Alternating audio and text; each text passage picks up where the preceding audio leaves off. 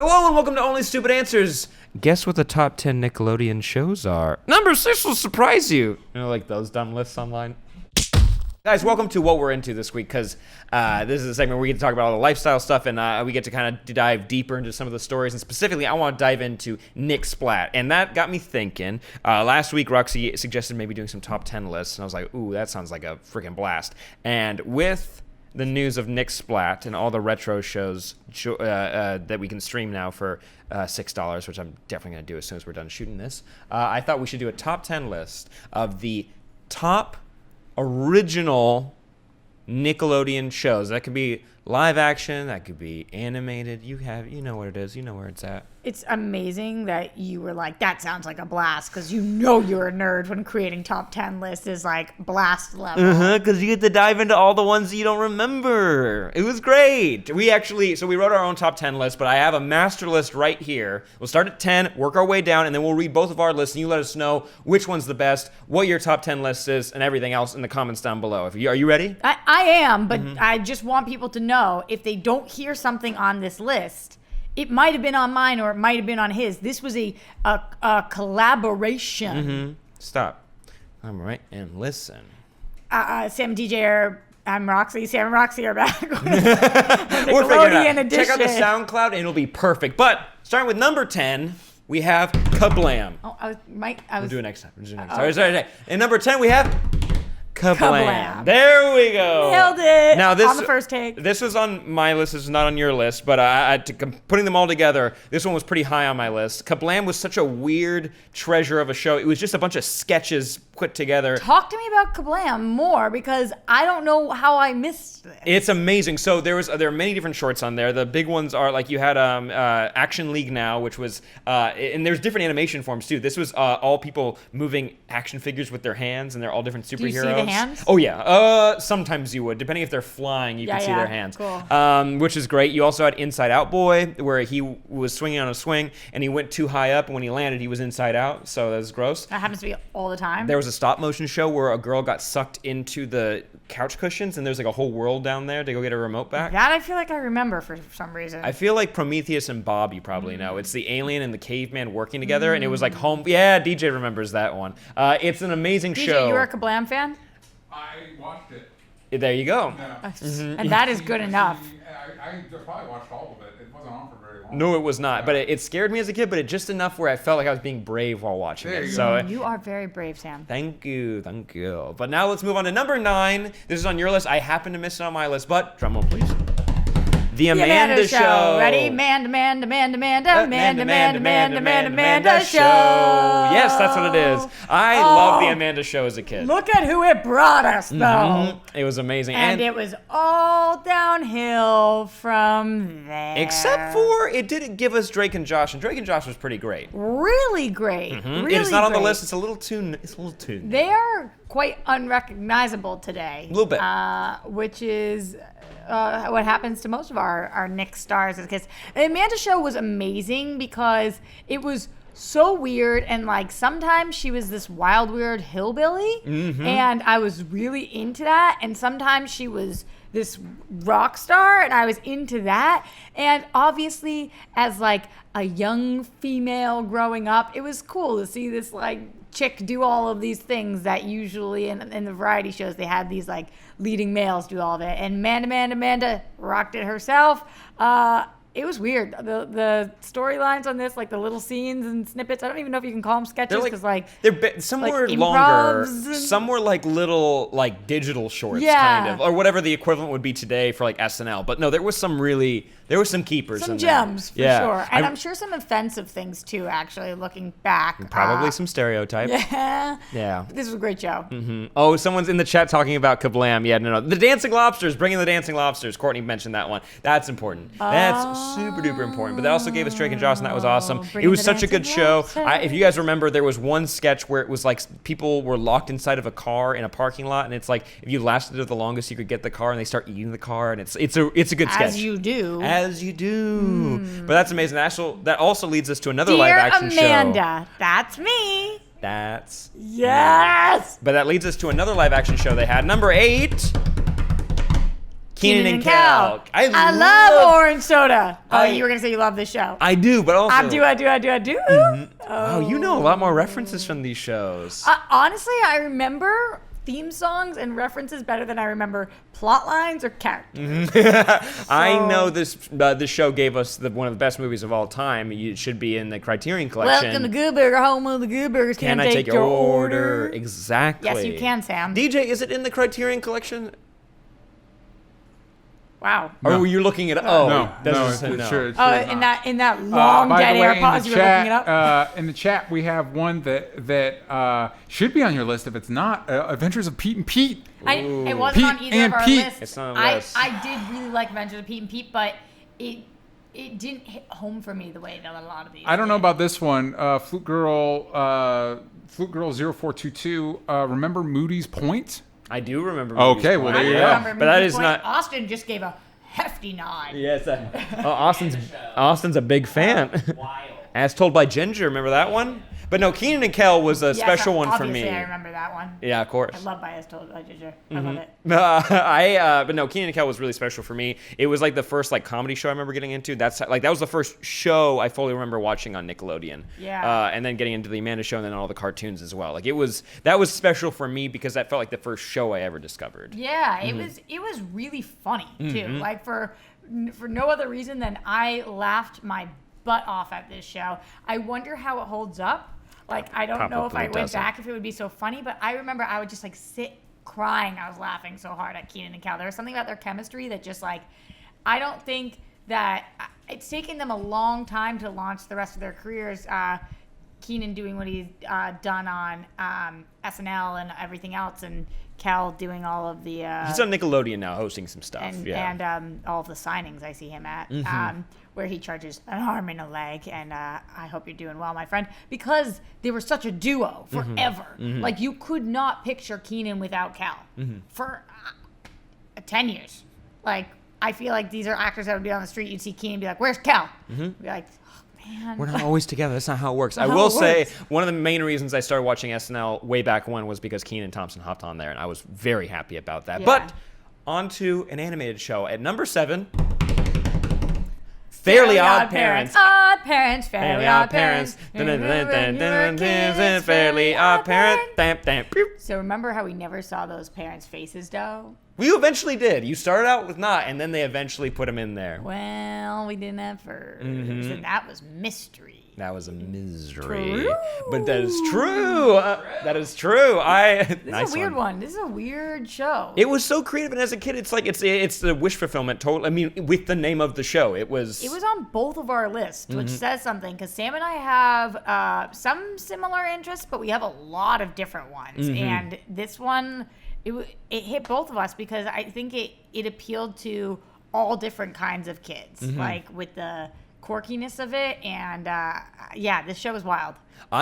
There's 2 really good episodes that always stick in my head. It was one where Timmy wishes that everyone was like everybody else, basically, or he wanted he was like everybody else. He wanted to be like equal, and basically everyone turns into like gray blobs, and there's no colors anywhere, and basically there's no one who is special in any way. And but even then, there are certain things people start noticing about each other to make them more important than other people, or more superior, even though they're like, it's totally superficial and there's no reason behind it. And then there's one where he wishes for no sound, but a comet's coming and he can't warn anybody because no one can hear what's happening. So he has to do charades to Cosmo and Wanda to get them to turn Wanda. Yes, and Wanda's their a baby. star. Yeah, no, he's Cosmo. He was so stupid, but it was just fun. And also, Jimmy Timmy Power Hour was one of the best crossovers, the most ambitious crossover to date.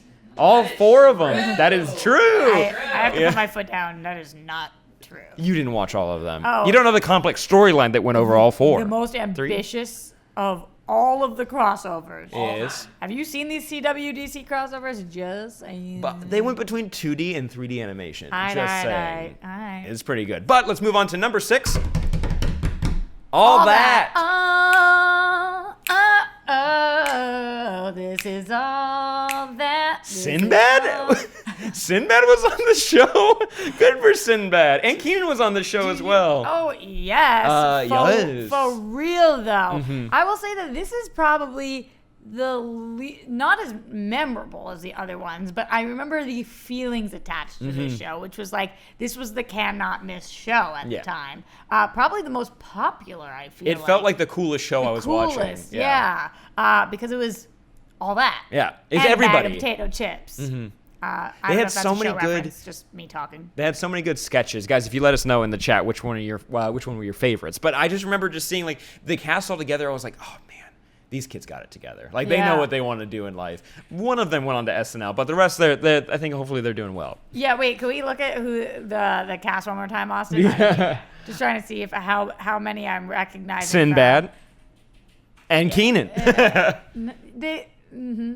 Yeah, they all went on to great things. There was Nick Cannon and that fluffy guy was on momentarily as well. Interesting. Wow. Okay. No, there were a lot of good cast members on there. I was a big Vital fan of it. information for your everyday life. And I've heard that there was there might be like a revitalization of this show, maybe like a reboot at some point. Whoa. I don't know how well it's gonna do, but I will always have a special place in my heart for all that. I think there is a place for that today, in the world. We'll have to see. We'll have to wait. Maybe we should make it.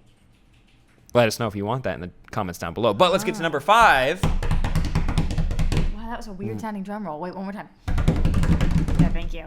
Rugrats. There you go. I had to take this off my list, but it was on my list for a long time. Yo, yo, yo. Yo, yo, yo. Do you recall where on my list this was? I believe, let's take a look. It was number 1. It was number 1 on your list. Numero uno. Yeah.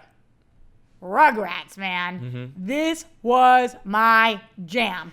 First of all, they had Hanukkah. They did. They really celebrated Hanukkah. Which was very important when I was a little kid, and there was no Hanukkah on TV ever anywhere. Not in SpongeBob. Everybody celebrated Christmas, and here I am at home, my little Jew self, and there's no Hanukkah anywhere. So they had Hanukkah, and that was cool. Second of all, I learned bullying on this show.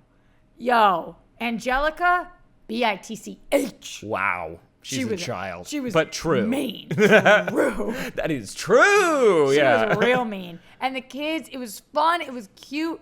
Rugrats all grown up, also slayed, by the way. It was pretty cool. The episode when they introduce all of them is one of my favorite episodes of that show. This was lower on my list because of the watermelon episode, because that's the first TV show episode that made me cry. And I did not eat watermelon after that for a long time. And I had to try to explain it to my grandparents one time, but I'm a dumb kid. And I was just like, no, the seeds.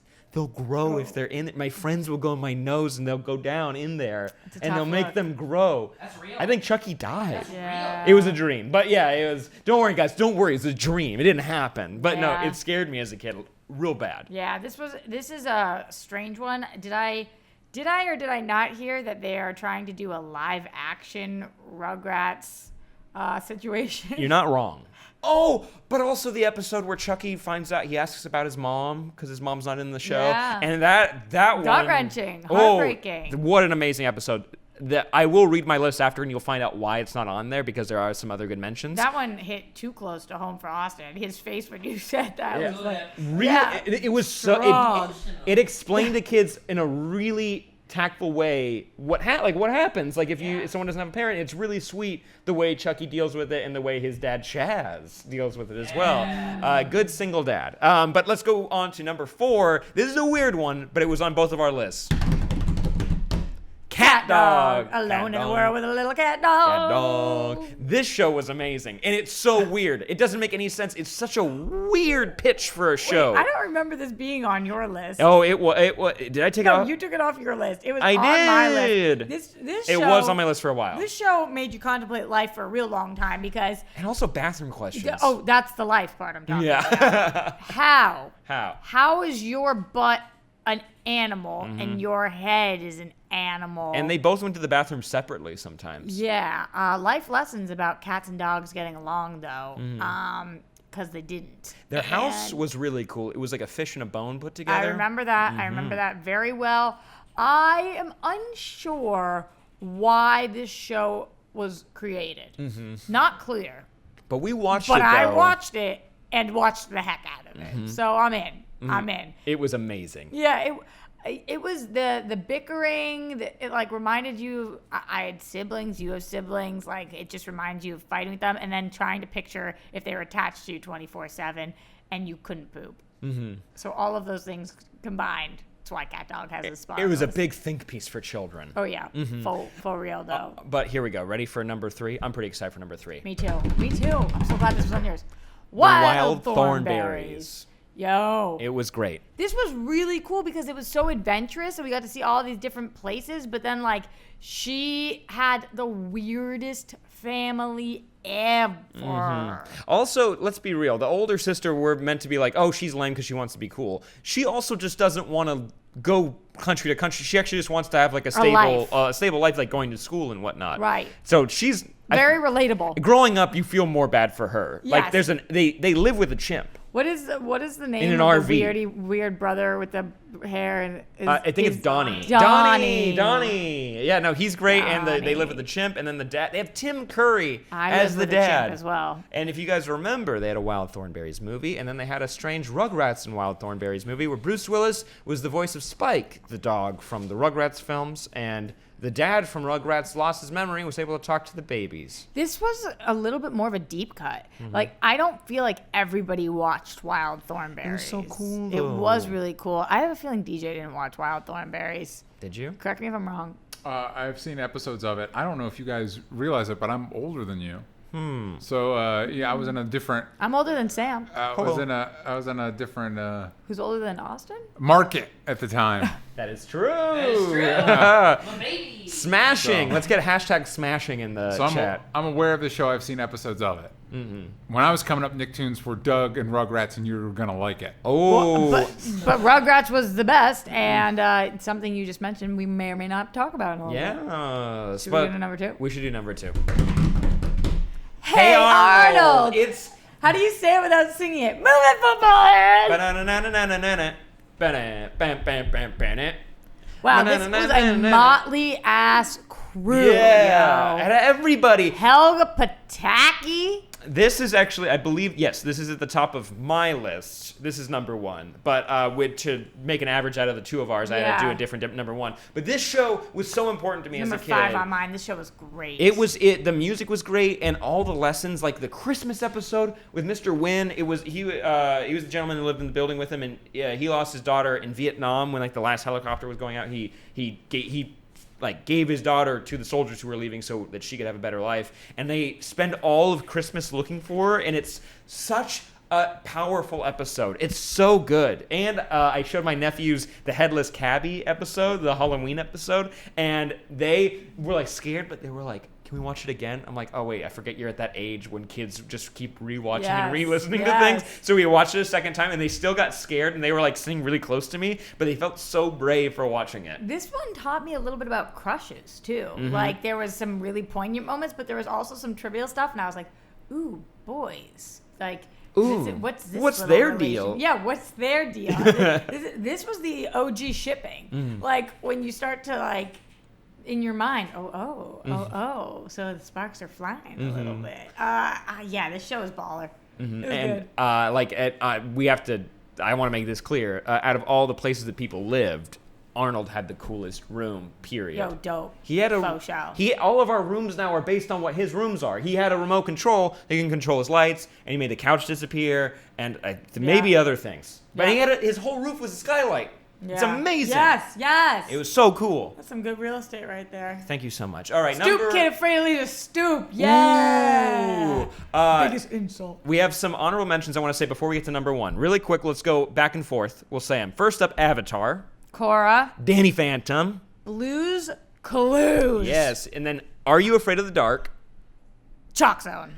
Legends of the Hidden Temple, and Double Dare. There you go. Those are some really good ones. Those are some really good ones. They're amazing. But for number 1, you ready for this? There's Double Dare. Ooh. Doug. Why'd you pause? I zoned out for a second. The whole time we haven't been doing that. I zoned out for a second. It's got to be in your top 3, no matter who you are. It's an amazing show. Doug, because even if you liked Quail Man better, you gotta love Doug. Someone pointed out that he is the most boring person in that show Oh, because for real. Skeeter's way cooler. Patty Mayonnaise is amazing. Skeeter is the best. Patty Mayonnaise is also the best. There's so many good characters and so many cool lessons. I'm blanking on what the theme song is though. It was the